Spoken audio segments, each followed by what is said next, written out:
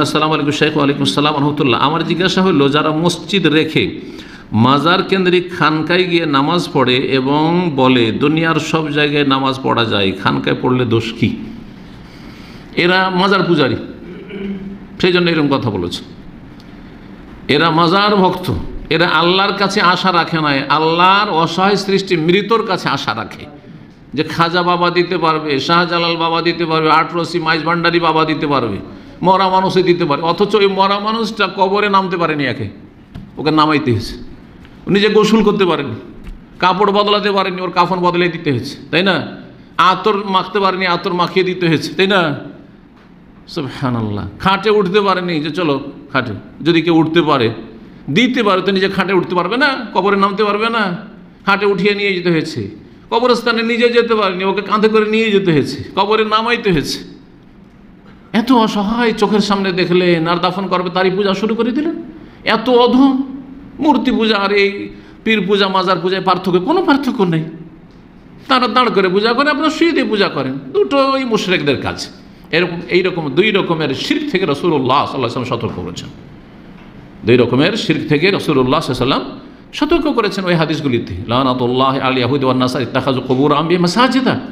নবীদের কবরগুলিকে ইহুদি নাসারারা সিজদার স্থানে পরিণত করেছে, কবরকে। তাহলে কবর পূজার থেকে সতর্ক করেছে। ইউহাযিরু মা সানাউ, মা আয়েশা বলছেন, তাদের এইসব শিরকি কুফরি কর্মকাণ্ড থেকে সতর্ক সাবধান করেছে রাসূলুল্লাহ সাল্লাল্লাহু আলাইহি ওয়াসাল্লাম। এটা তো ছিল মাজার পূজা থেকে সতর্ক করা।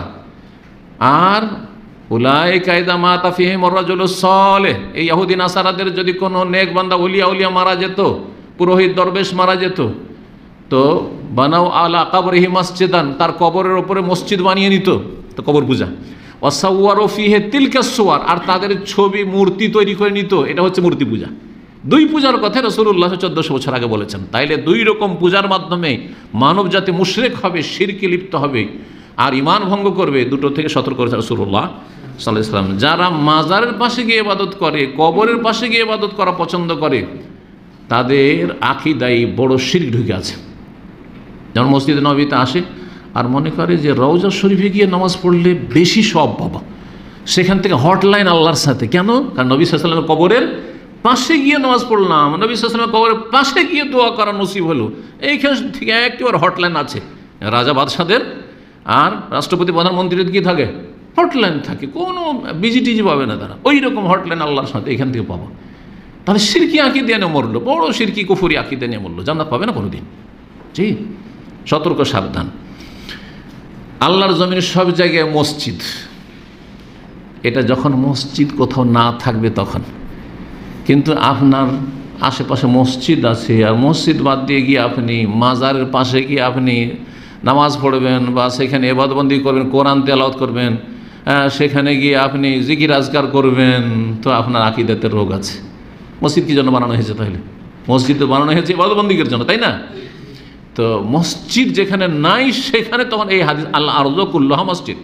মাঠে ঘাটে আছেন, কর্মক্ষেত্রে আছেন, মরুভূমিতে আছেন, কোনো মসজিদ নেই, যেখানে সালাত রাখতে হলে সেখানে নামাজ পড়লেন, সেখানে সালাত আদায় করে নেন। কিন্তু যেখানে মসজিদ আছে সেখানে মসজিদে গিয়ে সালাত আদায় করতে হবে। আর মসজিদ বাদ দিয়ে আপনি যদি মাজুর হন তো বাসাতে আপনি বাড়িতে সালাত আদায় করবেন।